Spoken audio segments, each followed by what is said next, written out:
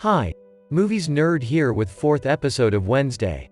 The episode starts with a loud ominous tapping sound. Thing appears in the mortuary and messes with the CCTV camera in there. Wednesday, say drive. Kinbot says I should appear more in public and meet with new people, exchanging thoughts and ideas with them. I shouldn't question her professional expertise. Then Hand opens the door for Wednesday. She goes for the older man's autopsy and asks Thing to make copies from the files of the monster's other victims. She opens different drawers until she finds that older man. She starts recording her own voice and says it's 7:23 p.m. and the dead body is of a 50-year-old man, with lacerations and defensive wounds on both hands, the subject entirely disemboweled, and the left foot of the body was missing. Meanwhile, Thing was making copies from different files when an anxious tapping sound came, and a vehicle approached nearby. She asks did he saw any foot, but Thing warns her about someone coming to the lab. Sheriff and doctor come to the office. They are talking in low voices. The sheriff appreciates the doctor for coming, and then the doctor says whatever or whoever's behind these killings, he hasn't seen these types of injuries in his lifetime. The doctor says I thought you should see this before the final report, and shows him the left foot of the victim's 2 toes were cut off, and the best guess is they used a surgical saw. Sheriff asks him to finalize the autopsy report and send it straight to his desk, and it should be censored for media. The doctor says he is going to be retired this Friday, and the sheriff says happy retirement doctor and goes out. The doctor saw one of the drawers of the dead was opened. He goes to see there. Wednesday was sleeping. He touched the body. She was rigid, and he said, I don't remember this one coming in. Don't mind waiting a day or two until I cut you open, close the drawer, and move out of the room. The Hand comes in and asks Wednesday to come out of it. She says she's comfortable there and asked to give her 5 minutes. Wednesday was observing the notice board where she had clipped all the pieces of evidence until Enid came and said it was creepy to put these kinds of footage in the room. But Wednesday said still not as creepy as your stuffed unicorn collection. She asks is that why you and Thing snuck out last night? Wednesday says she and Thing went to the morgue last night to collect pictures of that monster's victims. Enid gets panicked when Wednesday tells her that she has already made a big discovery about the monster's victims. They had surgically removed body parts. First, one a kidney, second a finger, third gallbladder, and this older man had toenails missing. She turns to the board and says this monster is like a serial killer, and when she turns to Enid, she has already passed out. It was Miss Thornhill's class about carnivorous plants, and she was teaching an interesting topic about the pollination of plants when Xavier grunted Wednesday and noticed scratches on his neck. He says he tweaked his back fence. Then Thornhill tells them about no work on Saturday as Raven's event will be held and asks some volunteers for the decorations committee. Xavier asks Wednesday to join. First, she refuses, and in the end, she says she'll come too. Xavier comes out of a deserted room. Wednesday was spying on him and tells Thing that he's hiding something he didn't get scratches from back fencing. She moves inside the room, where she switches on the light and is shocked to see sketches and drawings of the monster. She says every artist needs some muse to show their skills and thinks Xavier is much more interesting now and takes some sketches and hides them in her inner jacket. She comes out of the room when Xavier comes and asks what she is doing there. She gets confused and says she wants to talk about Thornhill's homework, but he says the teacher didn't give any homework. You don't remember?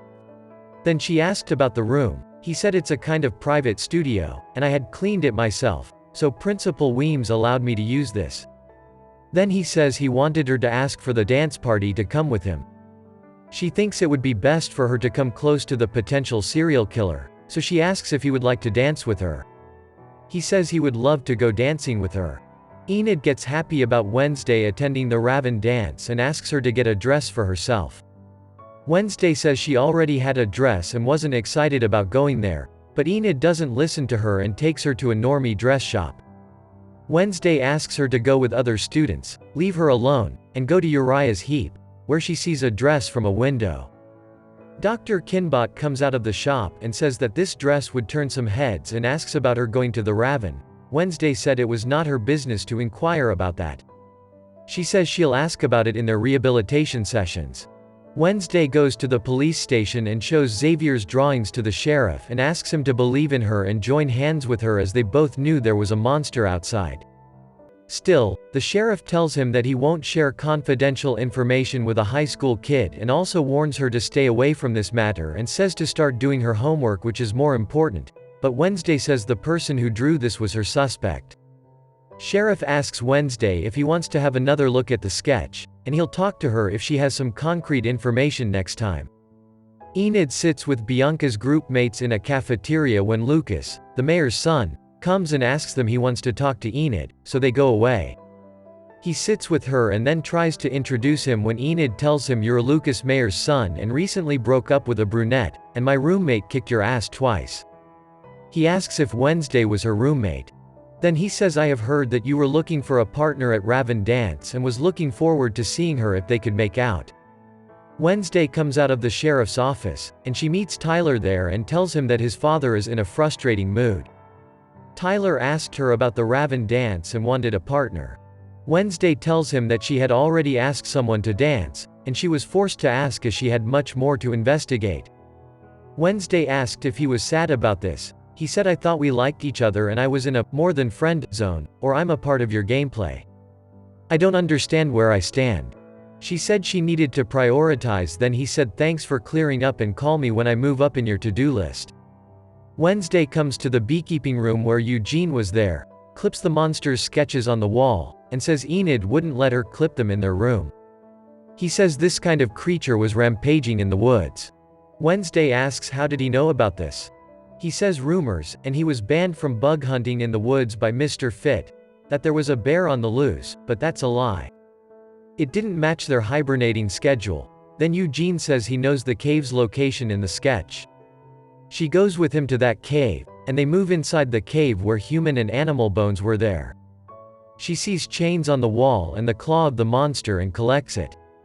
Then she goes to Xavier's art studio, searches for clues, finds a cloth with blood in the dustbin, and takes it in a bag. As she is about to leave, Xavier comes in and asks what she is doing there. Wednesday asks him how he knew the monster looked like this. He says he had vivid dreams, and they haunted him for a couple of weeks, and he was drawing them when one of the claws took his neck, and he got neck scratches from that. She says, "I thought you could control your power." He says yes, but he was helpless before these dreams. Then Wednesday suspects him that he is the monster and is now covering him up. He says she was unbelievable at suspecting people. "That's why you asked me to the dance and cover up." He was getting angry and asked her to leave. She went straight to the sheriff, showed him the claw and blood cloth, and asked him for a DNA test. If they could match, she'd tell him the suspect's name. The sheriff was unwilling but forced him that she won't tell anything without a DNA test. Eugene was sitting on the ground with a glum face. Wednesday comes and asks him about the reason. Then he says, "I have asked Enid about going together, but she refused." Wednesday says she wasn't going there too. Then he says we can go together, but she suggests that we would go to the cave and dig deeper for the facts. Hand types a letter for Tyler from Wednesday asking to go to the Raven Dance together and puts it at the bell in his cafeteria. Then at Raven Dance night, everyone comes to the dance with their partner. Everyone was looking ravishing, Thornhill at the doors to welcome students coming to the hall. Xavier was with Bianca and enjoying themselves. Wednesday was getting ready to go with Eugene and packing her things in a backpack when the door knocked. She answered, "Eugene, I'm coming." She opened the door. It was Tyler. He says, "I received your invite. I think thing dropped for me. It was so genuine and sweet. I thought I'd never hear from you again. It came as a surprise." She says, "For me too." He says, "You got some minutes to get ready." She closes the door and bursts on Thing what he had done and goes to her wardrobe, but Thing points the finger at a dress. When she turns, it was that dress she saw at Uriah's heap. She gets ready and goes to Tyler. He gets stunned and compliments her that she looks amazing. Then Eugene comes and asks what happened. He says, "I understand if she wasn't going to stake out the cave. I'll check it out myself," but she says don't go there alone. It was too dangerous to go there and said we'll go tomorrow night. Tyler asks, "Staking out the cave?" Wednesday doesn't answer. Eugene speaks to himself as a Hummer never shies away from the danger. Bianca was enjoying Wednesday's absence. Xavier was low-key and wasn't happy. Bianca says she isn't here, so we should enjoy. Then Wednesday and Tyler go to the dance. Everyone gets surprised by her sudden arrival as she wasn't party material. Ms. Thornhill comes and greets them. Wednesday introduces him to Ms. Thornhill and then asks if she will get some drinks for them. Enid comes. She is happy to see her there and says you have an interesting date. Wednesday says the same for Lucas, but Enid says we both are making our ex jealous, so it's a win-win for us. Xavier comes and asks Wednesday why she brought Tyler with her and says you don't know what he did to me. She says tell me what he did. Eugene enters the woods, reaches the cave, and starts recording his voice. There isn't any voice except the grasshopper. There is chilling silence. Wednesday was sitting when Tyler came and asked her why she was there. She says Xavier told me what you did to his mural last outreach day. He says I could give you a million excuses about it. I have done terrible things, but I'm not a terrible person. She says did you think I would judge you for a lousy prank? I would go further along. Then the dance starts. Everyone starts dancing Wednesday too. Her dance moves were creepy, though Tyler was stunned at her dance moves. Enid was watching her from a distance and smiling at her. Enid asks Lucas to go and dance, but he says he'll be right back. Enid goes and starts dancing with the students. Xavier is upset about Wednesday dancing with Tyler and asks Bianca to do him a favor and help him forget her with her amulet. She says you thought I was manipulating you with my siren song and now help you with that song over another girl? Two boys come with a water trailer, take a long discharge tube, and start putting it in a wall hole.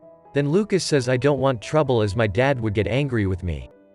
One of the guys says they were doing it for him and doesn't get soft like Tyler, who's changed now. We are doing it to avenge what they did to the Crackstone statue. Eugene was waiting outside the cave when a vehicle approached, and someone came out and went to the cave. Then a person came and flashed a light on Eugene's face and went away, and suddenly the cave blasted off. Eugene starts running at that moment. Wednesday takes some rest after dancing, sits with Bianca, and says whoever invented heels had a side hustle as a torturer. Bianca says her mother always said fire tests gold and suffering tests a woman. Wednesday asks where's your date? I haven't seen you and Xavier on the dance floor. She says we had a little tiff about you. She says being beautiful and popular didn't help you out. She says, it's not like that, and my amulet is not foolproof, and it doesn't work like that. Xavier thought I was manipulating him, so he could never fully trust me, and I would never trust his feelings for me either. I never knew if they were real or not. You are lucky, Wednesday, you don't care what people think of you. She says honestly I wish I would care a little. Eugene was panting and running for his dear life and rested at a spot. The Raven dance was almost on end. Everyone was on the floor, and blood started raining. Everyone was drenched in blood. They panicked and freaked out, slipping on the floor. Wednesday was happy about it and enjoying the moment, then she tasted it. To her dismay, it was only paint. She says they can't even take a pig's blood for the rain purpose. Everyone is colliding with each other. Suddenly someone collides with Wednesday, and she starts seeing visions about Eugene being attacked by the monster until Thornhill wakes her up and asks if she is okay. She says Eugene is in danger in the woods. Enid moves out of the room, asks Lucas if he planned to ruin the Raven and says she thought he was different and fell for his plan. Lucas's friends are making fun of her when Ajax comes and scolds them. She says she didn't want to go out with Lucas, instead, I wanted to go with you. He says why didn't you ask? Then she says because you blew me off the other night. He says I was embarrassed to tell you that I accidentally looked in the mirror and got myself stoned by my snakes. Eugene was panting when some creature started following him. He runs again, and then Wednesday comes and keeps shouting his name. While running, he fell to the ground and dropped his glasses. He was searching for them. Then he heard Wednesday calling his name. He replied, I am over here. He finally finds his glasses, and suddenly, a monster comes and attacks him. Wednesday finally finds Eugene, and when she comes near him, he is drenched in blood and unconscious. Then Thornhill comes and asks, oh my God, is he alive?